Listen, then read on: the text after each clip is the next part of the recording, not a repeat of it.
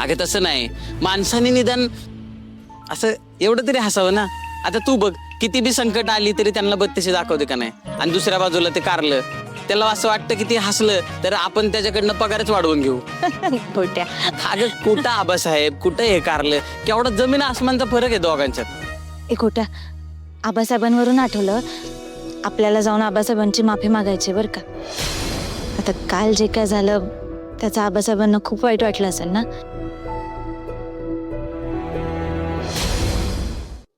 आबा, अहो मी तुमची लाडकी मुलगी आहे ना, मग तुम्ही माझं तरी ऐका.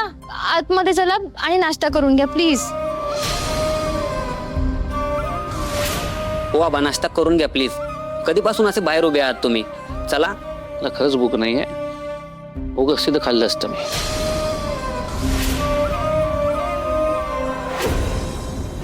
एक काम करा, यांच्या लाडक्या कामगारांना नाश्त्याला बोलवून घ्या, म्हणजे भूक नसली ना तरी यांना नाश्ता बरोबर जाईल. स्टॉप इट यार मम्मा, आम्ही मगाचपासून आबांना कन्व्हिन्स करण्याचा प्रयत्न करतोय.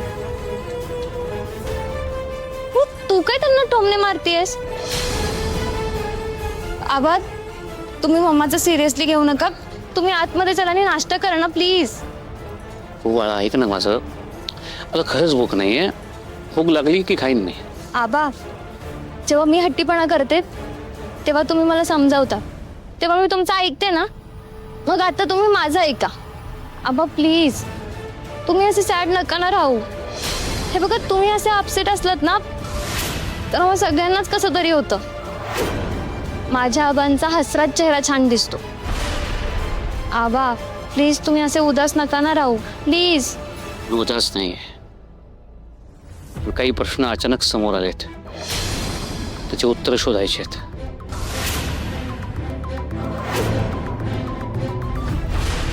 ही उत्तर शोधणं गरजेचंच आहे, म्हणून मी शांत आहे.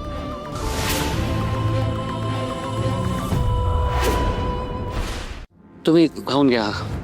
ठीक आहे आबा, तुम्ही असंच हट्ट करणार आहात ना, तर आम्ही तुमचं नाही ऐकणार.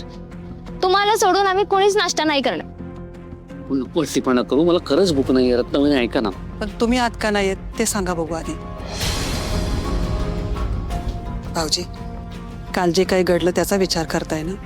हे बघा, एवढा विचार नका करू. भाऊजी, तुम्हाला 4 गोष्टी समजून सांगणं म्हणजे लहान तोंडी मोठा घास घेतल्यासारखंच आहे हो.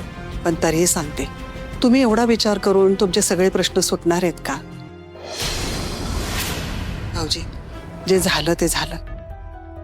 काल जे काही वाईट घडलंय त्याचा विचार करण्यापेक्षा काल आपली पूजा किती छान पार पडली ते एकदा आठवून बघा की. पूजा खरंच छान पार पडली. पूजेनंतर प्रसाद देणंही महत्वाचं होतं. खाल्ला सगळ्या कामगारांनी प्रसाद? वाटलंच होतं मला की अजूनही यांच्या डोक्यात त्या कामगारांचाच विचार घोळत असणार. तुम्ही सगळे यांची काळजी करताय, आणि हे कोणाची काळजी करतायत? त्या कामगारांची. ते जेवले नाहीत ना,